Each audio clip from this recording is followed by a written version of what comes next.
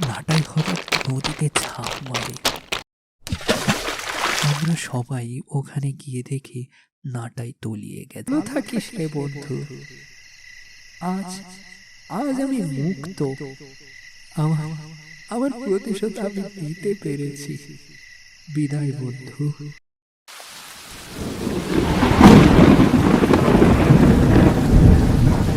এই কিছুক্ষণ বাদে বাদে মুষলধারে বৃষ্টি জানান দিচ্ছে যে কালবৈশাখী এসে গেছে। আজ বৃষ্টির ভালোই জোর দেখা যাচ্ছে। ক্ষণে ক্ষণে বাদ যেন ঘরের চালার উপরই পড়ছে বলে মনে হচ্ছিল। এই বাজ বৃষ্টি মাথায় করেই হরেন এসে আমার বাড়ির সামনে উপস্থিত। ওকে দেখে কেমন বিচলিত লাগছে। হ্যাঁ রে, শুনেছিস নাটাইয়ের বাবা নাকি সন্ধ্যাবেলায় বাজ পড়ে মারা গেছে? কি বলছিস এসব? হ্যাঁ, সত্যি বলছি। সন্ধ্যাবেলায় ওই ওদের বাছুর নাকি ছুটে গিয়েছিল, আর সেটা ধরতে গিয়েই মাঠে নামতেই নাকি তার উপর বাজ পড়ে। সঙ্গে সঙ্গেই নাকি মারা গিয়েছিল।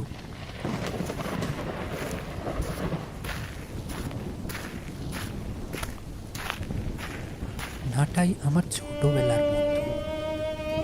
শুধু বন্ধু বললে ভুল হবে, আমার প্রতিটি কাজের সাথী। ওর বাবার মৃত্যুর কথা আমার বিশ্বাসই হচ্ছিল না। বাইরে মুষলধারে বৃষ্টি পড়েই যাচ্ছে। যদিও বাজ পড়া একটু কমেছে, কিন্তু বৃষ্টির তেজ কমেনি। তাই আর দেরি না করে ঘরের মধ্যে থেকে ছাতা ও লণ্ঠনটা নিয়ে চললাম ওদের বাড়ির দিকে। মা, আমি নাটাইদের বাড়ি যাচ্ছি, আজ ফিরবো না। আর বাবা ফিরলে ওনাকে বাইরে বের হতে দিও না। মাকে নাটাইয়ের বাবার মৃত্যুর কথা কিছু বলি, চিন্তা করবে। পরে দেখা গেল এই ঝড় বৃষ্টিতে আমাকে এই বাড়ি থেকে বের হতে দিল না। নাটাইদের বাড়ি আমাদের বাড়ি থেকে প্রায় আধা ঘন্টার রাস্তা। বৃষ্টির পানিতে রাস্তা পুরো কাদায় এক বিচ্ছিরি দশা হয়ে গেছে। রাস্তার এমন অবস্থা যে মই টেনে আবার ধানের চারা লাগানো যাবে। কাদায় আধা ঘন্টার রাস্তা যেন 2 ঘন্টাতেও শেষ হচ্ছে না। বেশ ভালো ঝামেলা ঝড়ঝঞ্ঝা উপেক্ষা করে নাটাইদের বাড়ির সামনে এসে উপস্থিত হয়েছি। নাটাইয়ের বাড়িতে ঢুকেই দেখি সব নিস্তব্ধ। বাড়ির ডান পাশের ঘরটা নাটাইয়ের বাবার, তাই সেদিকে এগোলাম। সামনে যেতেই দেখি ছোটখাটো একটা জটলা ঘরের সামনে। জটলা কাটিয়ে নাটাইয়ের কাছে গেলাম। নাটাই? কে কে মৃদুল, দেখ না বন্ধু, কি হয়ে গেল? ভগবান কেন আমার সাথে এমন করে? বলতে পারবি কেন? শান্ত নাটাই, ধৈর্য ধর, ধৈর্য ধর বন্ধু। আল্লাহ আল্লাহ যা করে ভালো কিন্তু করে। তু- তুই তুই একটু বল না তোর আল্লাহকে, যেন উনি আমার বাবাকে ফিরিয়ে দেয়। বল না বন্ধু, বল না। দেখ নাটাই, এটা সম্ভব না। এটা প্রকৃতির বিপরীত। কেন? কেন তুই না বলতে তোর আল্লাহ সব পারে? তবে তবে তাকে বল না আমার বাবাকে আমার সাথে ফিরিয়ে দে। বল না। বন্ধু, এত আবেগ আপ্লুত হোস না। সব কিছু সবভাবে সম্ভব নয়। জানি তুই খুব কষ্টে আছিস, তাই এসব বলছিস। মৃত মানুষকে কখনো জীবিত করা যায় না। ভগবান কেন এমনটা করলো আমার সাথে? আমার বাবা তো কোনো পাপ করেনি, তাহলে কেন বারবার আমার সাথে এমন করে? দেখ নাটাই, একটু একটু শান্ত হ বন্ধু। নাটাইকে কোনোভাবেই শান্ত করানো যাচ্ছে না। আর শান্ত হবেই বা কি করে? ছোটবেলায় ওর মা মারা গেছে, আর আজ আজ ওর বাবাও চলে গেল ওকে একা রেখে না ফেরার দেশে। ছোটবেলায় ছোটবেলায় মাকে নিয়ে নিলে, এখন এখন বাবাকেও আমার কাছ থেকে নিয়ে চলে গেলে। কেন ভগবান, কেন? কি দোষ করেছিলাম আমি? কেন এমনটা করলে আমার সাথে? নাটাইয়ের কথার প্রেক্ষিতে আমি আর কিছু বলতে পারলাম না, কেবল দেখেই যাচ্ছি। ওকে সান্ত্বনা দেওয়ার মতো ভাষা আমার কাছে নেই। হ্যাঁ রে, কাকাকে তো দাহ করতে হবে, কিছু জোগাড়পাতি কি করেছিস? যাই বৃষ্টি হচ্ছে, আজ রাতে হয়তো কাজটা সম্পূর্ণ করা যাবে না। তার উপর আমার মাছ পড়া লাশ, রাতে তো কোনোভাবেই ওই জঙ্গলার কাছে যাওয়া যাবে না। কেন?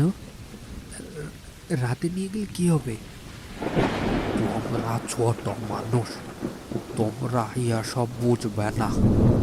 আমি আর কিছু বললাম না। অনেক আগে শুনেছিলাম বিদ্যুৎ স্পৃষ্ট কোনো ব্যক্তির লাশ নাকি পাহারা দিয়ে রাখতে হয়। চোরাই কাজ কারবারকারীরা নাকি লাশ চুরি করে নিয়ে যায়। যদিও কথাটায় কতটা সত্য লুকিয়ে তা আমার জানা নেই। তাহলে কি আমরা সারা রাতে মৃতদেহ পাহারা দেব? লোকটা আমার কথার কোনো প্রত্যুত্তর না করেই চলে গেল।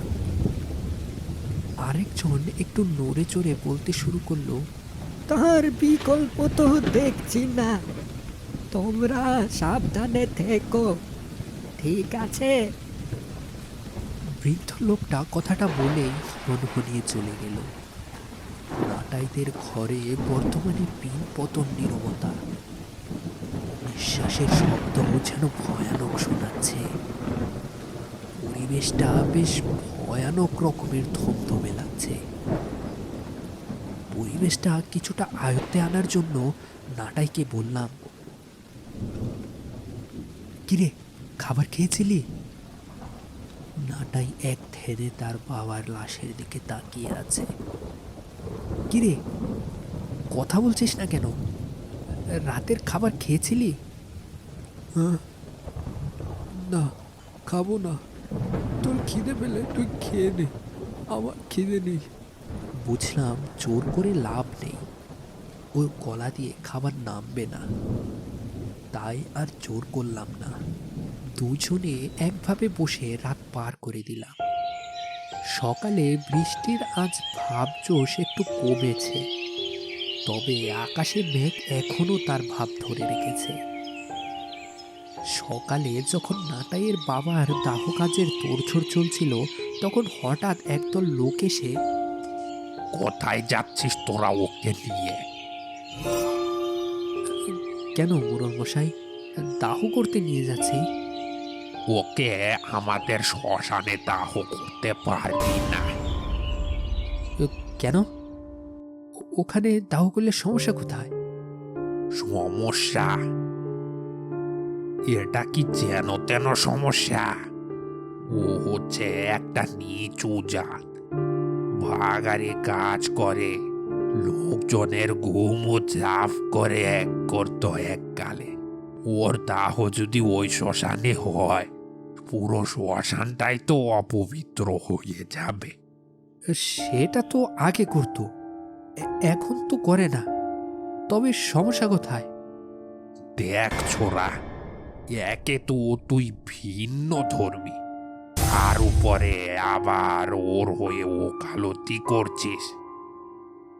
কাজ ছেড়ে দিলে কি জাতটা তো আর তাকে ছেড়ে যায়নি? আমি একবার নাটাইয়ের দিকে তাকাই। তো বলুন, এখন কি করব আমরা? কি আর করবি? তোদের ধর্ম মতে মাটি চাপা দিয়ে দে, তাছাড়া আর কি করার আছে? না, না, এটা আমি কিছুতেই হতে দেব না। আমার আমার বাবার শেষ ইচ্ছে ছিল ওনাকে যেন দাহ করা হয়। আমি আমি আমার বাবাকে মারি দিতে দিব না। না না, কিছুতেই না। একদম চুপ। ম্যাথরের ছেলের বুলি ফুটেছে।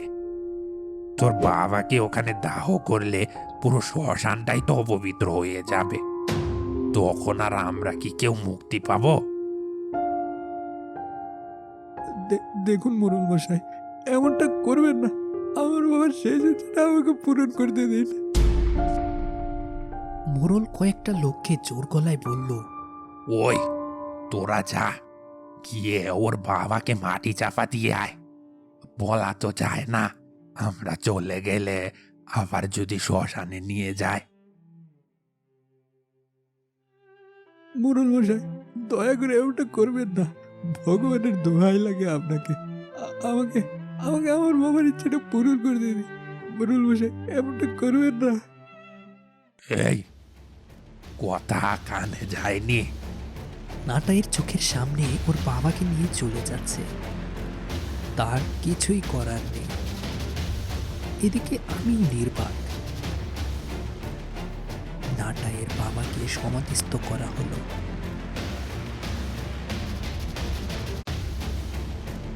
মোড়ল মশাই, কাজটা তুই ঠিক করলি না। আমি আমি তোদের সবাইকে দেখে নেব, সবাইকে দেখে নেব।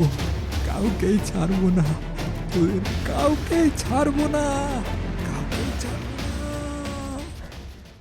কাউকেই ছাড়বো না।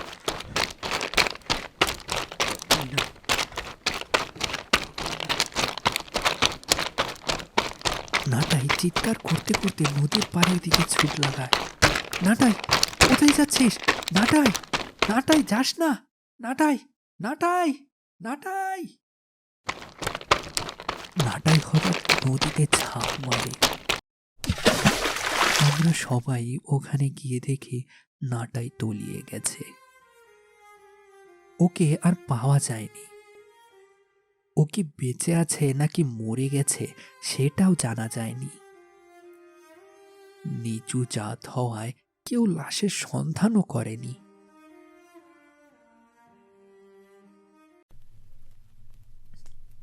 উফ, কি গরম পড়েছে আজকে, ভাবা যায় না। মা, শুনছো? এক গ্লাস পানি দিয়ে যেও তো। মা পানি দিয়ে চলে গেল। রাতের খাবার খেয়ে বিছানায় কেবল গাটা এলিয়ে দিলাম, এমন সময় মনে হলো জানালার বাইরে থেকে কেউ আমাকে ডাকছে। বিষয়টাকে মনের ভুল ভেবে আবার বিছানায় শুতে যাব, তখন মৃদুল, এই মৃদুল, ঘুমিয়ে পড়লি? মৃদুল, এবার ডাকটা স্পষ্ট। আমি এদিক ওদিক তাকিয়ে জানালার দিকে তাকাতে আটকে উঠি। সামনে সামনে নাটাই, কিন্তু ও তো মারা গেছে প্রায় 3-4 মাস হতে চলল। তাহলে কি রে, ঘুমিয়ে পড়লে নাকি? কে কে? আরে আমি রে, নাটাই, তোর ছেলেবেলাকার বন্ধু। এত তাড়াতাড়ি ভুলে গেলি আমাকে? আমি বিছানা থেকে উঠে ওর কাছে গেলাম।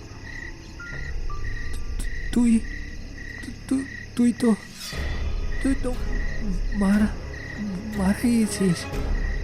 হ্যাঁ, মারা গেছি, তবে ফিরে এসেছি আবার।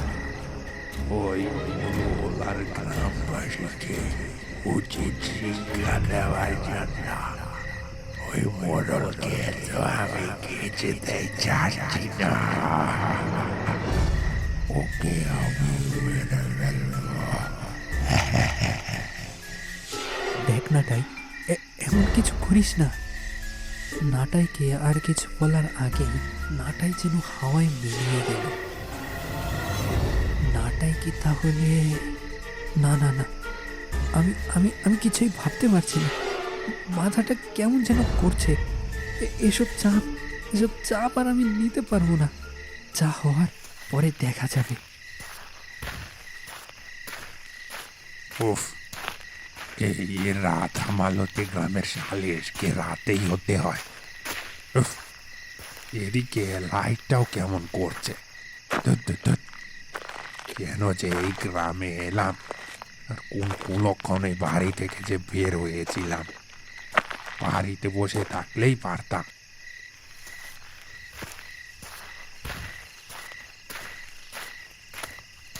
কি রে মোরল, সালের শেষে বাড়ি ফিরছিস?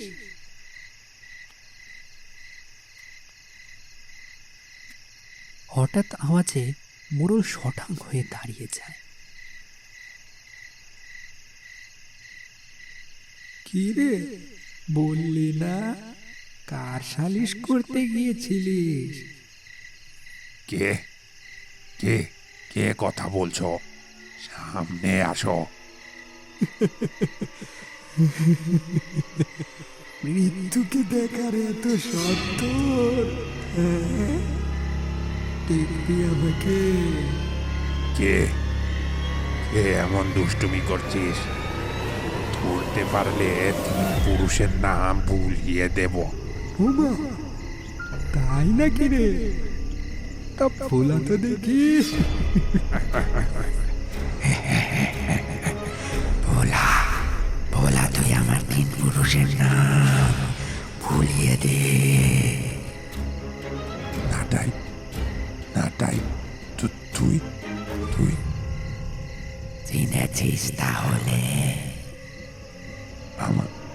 আমাকে আমাকে ছেড়ে দে, আমাকে মারিস না। আমি তোকে মারতে যাব কেন? তুই তো আমাকে মারবি। মার, যাব কোথায়? মার আমাকে, মার। কিরে, মারবি না? আমাকে আমাকে ছেড়ে দে, আমাকে ছেড়ে দে। মারিস না আমাকে, মারিস না, মারিস না আমাকে। কখনোই না। আমার বাবাকে তোরা নিচু যা বলে দাও করতে দিস, সেভাবে কেউ দাও করতে দেবে না। তোর মাংস শিয়াল কুকুরে খাবে, শিয়াল কুকুরে। হঠাৎ নাটাই তার একটা হাত বাড়ায় মোড়লের দিকে। মোড়লকে মেরে তার লাশ টুকরো টুকরো করে শেয়াল কুকুরকে খাওয়ায়। সেদিন বিছানায় শুয়ে আছি, তখন মৃদুল, ঘুমিয়ে পড়েছিস বন্ধু? নাটাইয়ের গলা শুনে লাফ দিয়ে উঠে জানালার পাশে দাঁড়াতেই, ভালো থাকিস রে বন্ধু। আজ আজ আমি মুক্ত। আমার আমার প্রতিশোধ আমি নিতে পেরেছি। বিদায় বন্ধু, বিদায়, চিরবিদায়। ভালো থাকিস, বিদায়।